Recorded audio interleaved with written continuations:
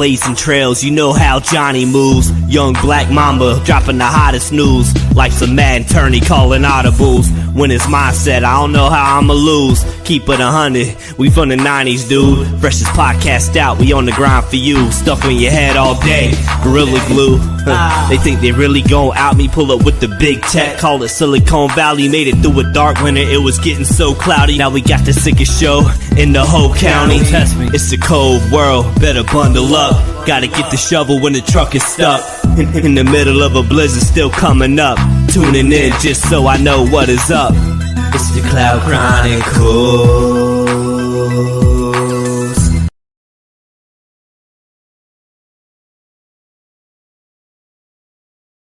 What up, world? We are live. We are back, man. Sorry there was no show last week, man. Sometimes you have to recharge the juices, man. Had a few sinus headaches, had to cancel everything, reschedule. But I got my boys back in the building, man. So I got a special guest joining me on today's show. He is an esteemed colleague of mine on the Real Boys. You've also seen him on his podcast, Jack Billingsley Presents, or not Jack Billings Presents, sorry.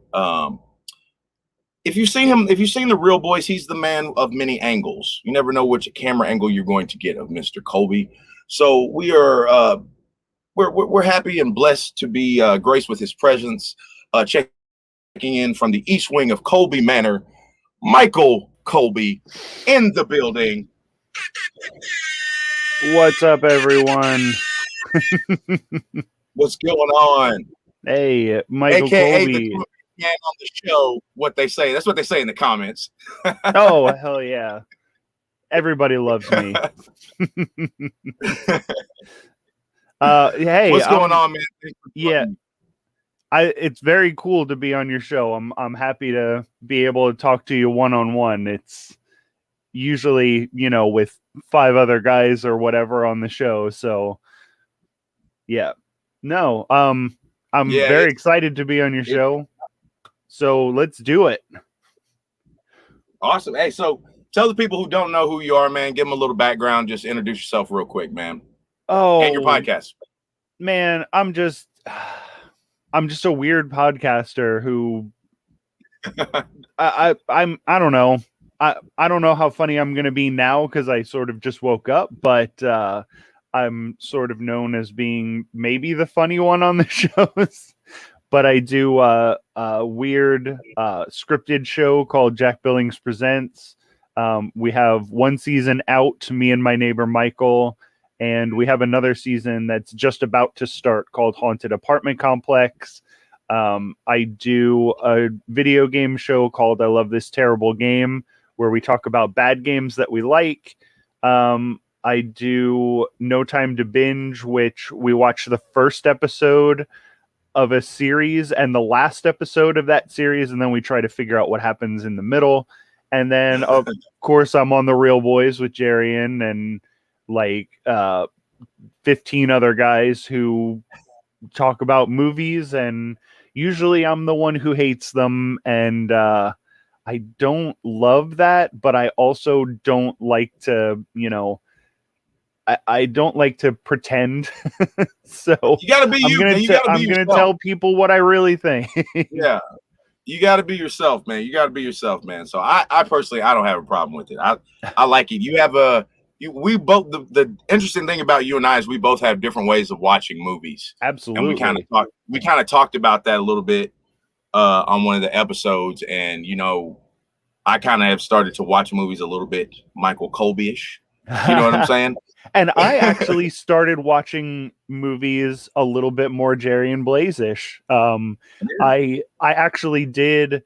I've been giving things a little bit higher scores lately because I do watch them through the lens. Because when we talked about it, you were like, you said that you like to watch stuff, keeping in mind when people may have watched it in their lives. And I do like to keep, especially when we do our top 5, when we do our Monday shows, I like to keep that in mind, that these, because again, I'm not going to pretend that I like a movie that I don't, but also keeping in mind that this is somebody's top 5 favorite movie of all time. And that's pretty personal for people. So, I don't want to I don't want to go too hard on it because, that's personal to someone. And I know that like you said, you never know what their reasoning might be for behind that. You know what I'm saying? It might have been a loss of a loved one or something. You know what I'm saying? It might be just something very personal, like you said. So yeah. So I'm keeping. If you find out it's not, dump on it. And so I'm keeping my harsh commentary for the Friday movies when we do, the Real Wheel movies or like the new release movies that seem to be like when we do Friday movies for the most part lately, man, it has been bad movies. Yeah. So maybe that's helping me too, because then I can get all that out and then watch the other movies with a little bit like clearer head. Yeah, definitely. So let me ask you, man, about the podcast. I didn't know it was scripted. Well, okay. So the whole thing behind Jack Billings Presents is my partner writes everybody else's parts, and he writes it so that the things that are happening in the neighborhood are very strange. And then I don't actually know what's going to happen in the show. So I go in fresh and I'm improvising my lines. So I'm sort of like the eyes of the audience, where I'm just reacting to what's going on in this crazy neighborhood. And we started out almost sort of normal. Like we had one weird character, and then we sort of started adding extra weird characters, and then the things just started going insane. Like there's a haunted car that kills people, and then anyone that the haunted car kills, we can talk to through the radio of the car. There's a undead black magic sorcerer that lives in the walls of Jack Billings' house. So yeah, it sort of went insane. It went really off the rails. I like it, man. I like it. I was waiting for a description of it, because I was like, man, that's going to be one of the first things I ask him, is to break that down and tell me exactly what it is he's got going on. But I like it. It's one of those things. Like literally, the tagline for the show is "It's not for everyone," because it is a very strange show. Some of the characters are obnoxious. One of the main characters is obnoxious, but it's one of those things that when people get a hold, like when people find it and they like it, they seem to really like it. Like they really get into it. So I'm very proud of that show. Hey man, that's what I say about my show. I say you may not like it, but I guarantee you know somebody who does. Yeah. Yeah. I guarantee you know somebody who does. And that's the cool thing about podcasts, as a whole, is that there's something for everyone. Like anybody you could find a podcast that they're into.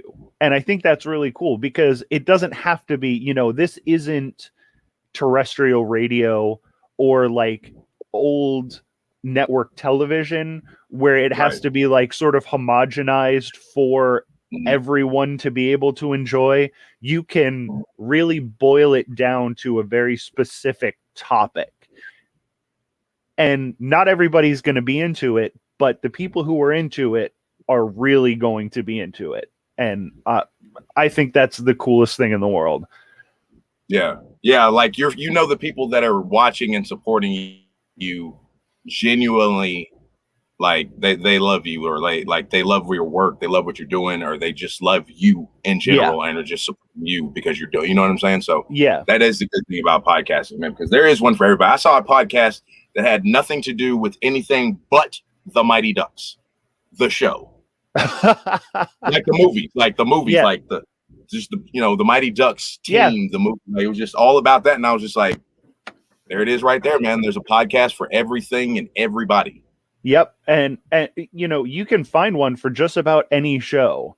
Right. But there's one I know that you and I both enjoy, Letterkenny. Yes, love it. There's like 4 podcasts that are just breaking down episodes of Letterkenny. Right. And I guess that makes sense, because everybody, or not everybody, but a lot of people are doing the episode recap. Mm-hmm. Podcasts, thing. Yeah. Which I like to on certain shows that I really mess with. And if you find like the right people talking about it, but yeah, Letterkenny's definitely one of my favorites, man. And I'd love to do one, man. I'm not even gonna lie to you, man. When the new Game of Thrones comes out, oh boy. Oh, I saw that you were watching it. Man. I like it's like the 10th time. It's like the 10th rewatch. I'm a huge fan. Oh, okay. All right. So you have watched it before. All right. Yeah. Oh yeah. Okay. I was so into that show when it was like on up until that second to last season. I was like, this is starting to get a little bit weird. And then that last season was, I don't know. It may have been, maybe if I rewatch it, it won't be as bad, but I was so hyped for that thing. And then everything just fell apart. Yeah. My season 8 recap is like after the 3rd episode, it was crap. Okay. So it doesn't get better. Yeah, like I was just kind of like, oh man, like we waited 2 years and this is how you're gonna do it. You know what I mean? Like the first 3 episodes, I was like, okay.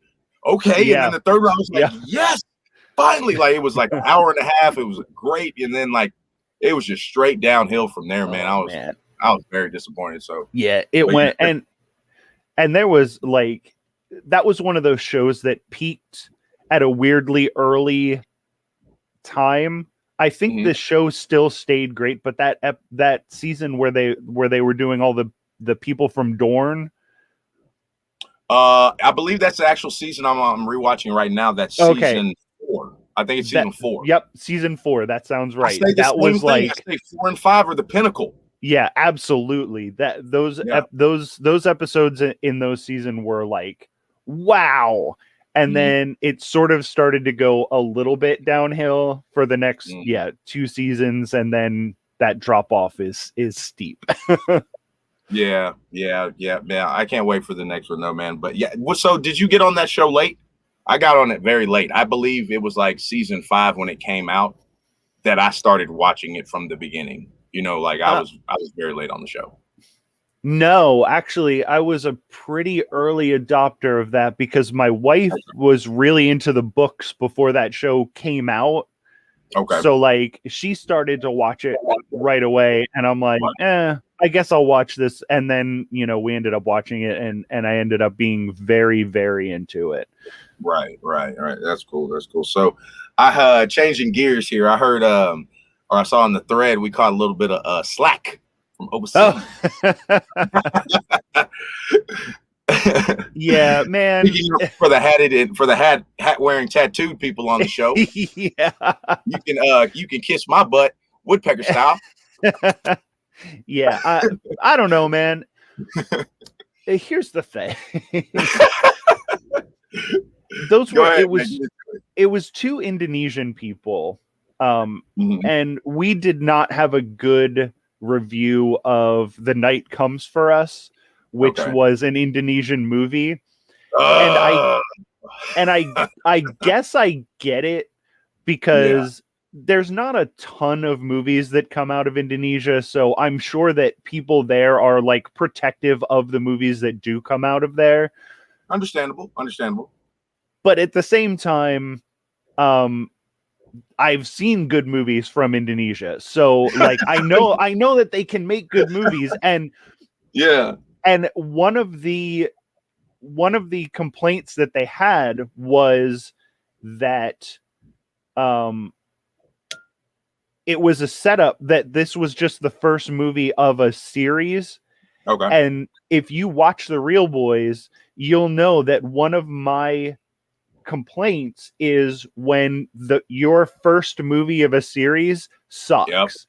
Because you can't set up a series with a bad movie. That's a bad way to start up a series. So let me ask you my opinion on this and see what you think. I think when you come out with the movie, you need to just focus on the movie. If you have trilogy in the back of your mind, great. Leave it there. See how the first film does, because you can always go backwards or forwards or both. Yeah. But I think how you were saying, like when they come out with trilogy, okay, this is going to be the first part.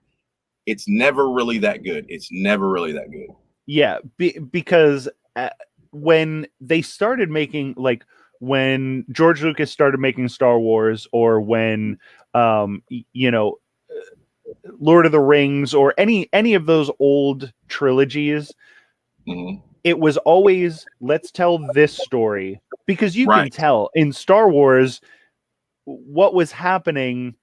You know, he wasn't planning.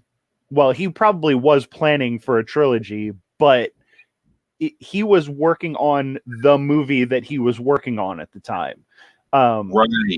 So yeah, some of those, you know, he probably had some grand scheme of things, stuff that he wanted to do, but he wasn't worried about, you know, what's the third movie going to be like, which I think was the problem with the new trilogy, was that they were too focused on, you know, making the trilogy. You have to focus. You're right. Yeah, you're exactly right. You have to focus on making the movie that you're making.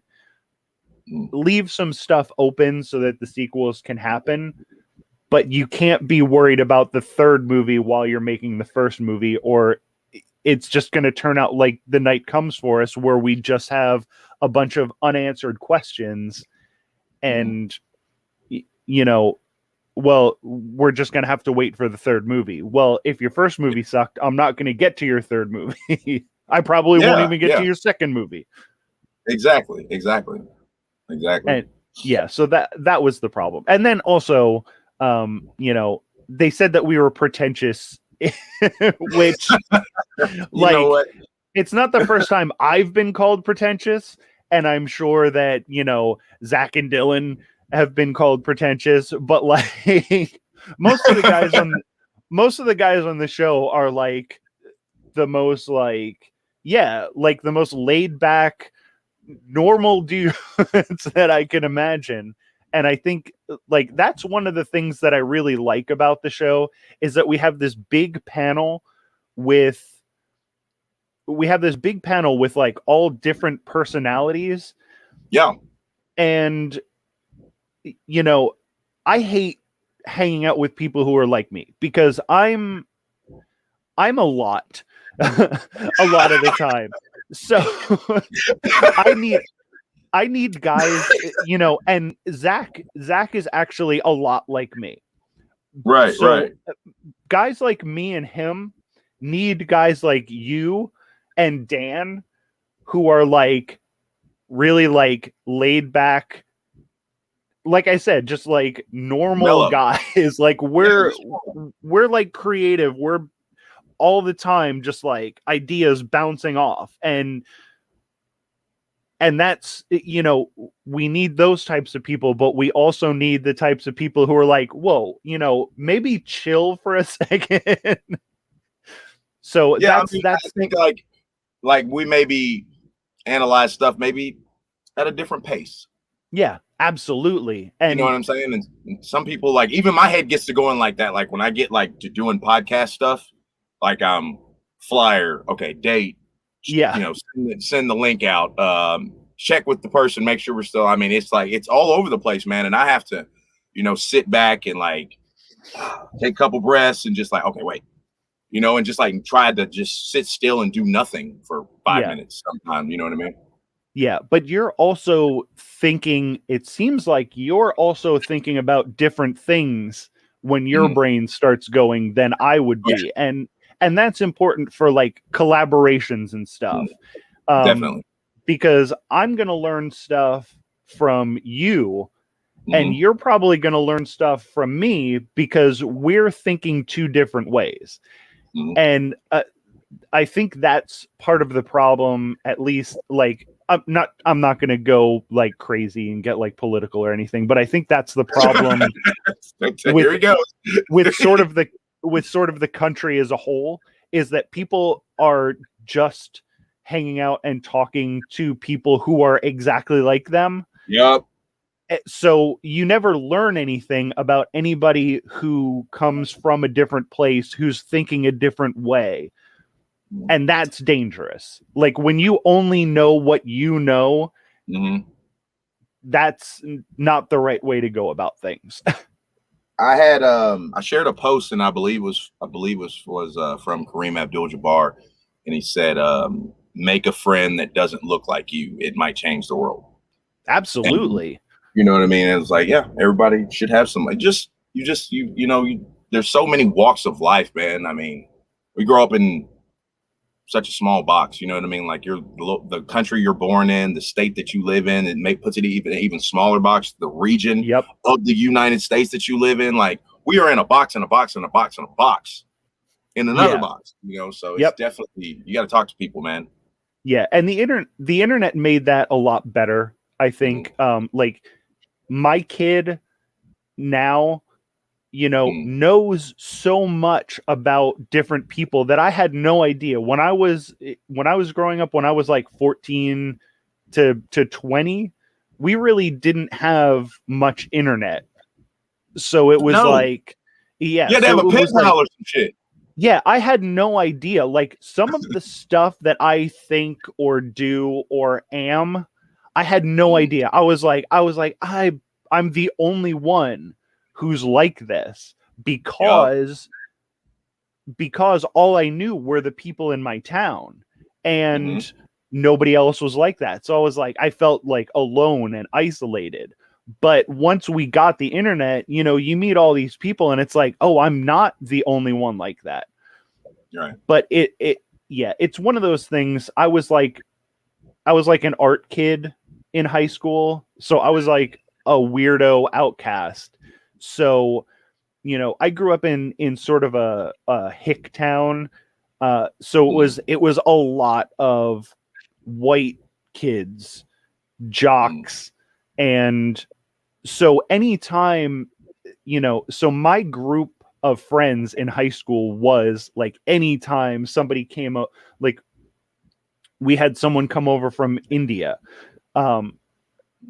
And of course, like for some reason, all of these people, we didn't have many like black kids in our school. We didn't have many, Mexican kids in our school. But for some reason, they were all, not for some reason, because they were outcast from, sort of the racist white kids. Everybody was, so our group was like very diverse. So I think that helped because, I could have very easily grown up and been, just some racist white douchebag.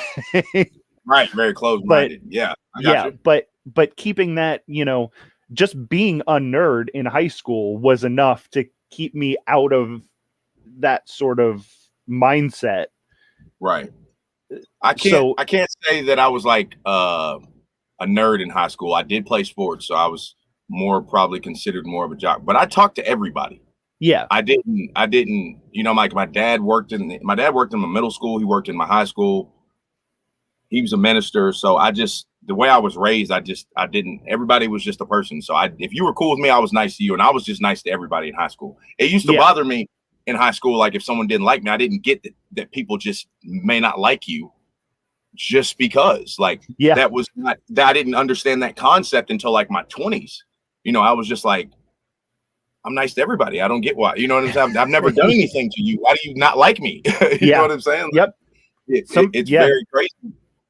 Yeah. And I always say, I'm very easy to get along with, despite sort of my personality. Like when I'm on shows, I do crank up, my personality a little bit. So I end up but I'm very easy to get along with. I always say, if you don't get along with me, you're trying not to get along with me. I feel the same way. I think I can find something in common with anybody that we can sit and talk about. Like I can find something that you like that I've either done, may want to do, or just am interested to just learn something about. And you can be the expert and I can be the novice and you can be teaching me something and we can get through the conversation that way. Yep, absolutely. That's the way I go about. Like my philosophy on people, and this took me a long time to figure out, but my philosophy on people is there's not one person that I ever met that I didn't have some good interaction with. So even when we're having a bad interaction, I keep that good interaction in the back of my mind. Like, Right. I know that I can get along with this person, so let's at least keep that in mind while we're having a Right. an argument or whatever. And Right, that was a right. hard mindset to get into. But yeah. But that's sort of what I like. I mean, learning that people project too is very hard. You know what I'm saying? Like, that's one thing you have to, I guess if you work in customer service, you get it real quick that this lady or this person that's yelling at me may just be having a horrible day and it has nothing to do with me. Yep. She's yelling at the name on my shirt or the brand behind me, and to just be able there and sit there and take it and be like, okay, and which, I understand is very hard for people to do, but it's almost the same thing. You got to kind of separate it. Like, okay, I'm going to separate this moment from our relationship in a whole. And you know what I mean? I've had bad interactions with people because I am, like, not so much anymore, but I was in charge of a whole department at work. And, sometimes I would get, somebody would go off and then somebody else would be like, I can't believe you just let them do that. And it's like, they just, I get along with this person every other day. They were having a situation this time. I'm not going to blow it up into a totally different thing just so I don't look like, whatever, like I'm weak or whatever. Subordinate or something. Yeah. Yeah. It's just, let them get it off their chest. And then 95% of the time they're going to come back and they're going to be like, I was just having a thing. And it's like, I get it. I'm so sorry, man. I'm sorry, man. Please don't fire me. I'm sorry. It was just the customer, man. This is like the third lady that's cussed me in the last 30 minutes. You know what I'm saying? Yep. Yeah. But that's the type of man you gotta have, man. So listen, Michael, man, before I let you get up out of here, do you have anything that you're working on that you want to tell people about with your podcast? Anything? Man, no. Like all of my podcasts. All of my podcasts, obviously, I don't do anything that I'm not passionate about. So like reviewing movies with the Real Boys, like I love to review stuff. I love to put my opinions out there because, like I said, my opinions are a little bit different than most people. I have weird tastes, and even I can't figure out why my tastes are the way they are. Right.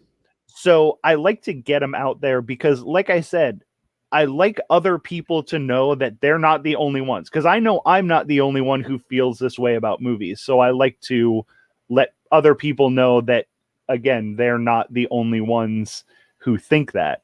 And then, the video game show, I like to put a positive spin on stuff that people are mostly negative about. Which, again, so that people know that they're not the only ones that like these bad games. And then the other ones are just more creative. I'm also a very creative person. So, No Time to Binge, we figure out the middle of show. Well, we don't figure it out, but we like try to piece together what happens in these shows. I like the creative aspect of that. And then obviously Jack Billings Presents is like that's like my project.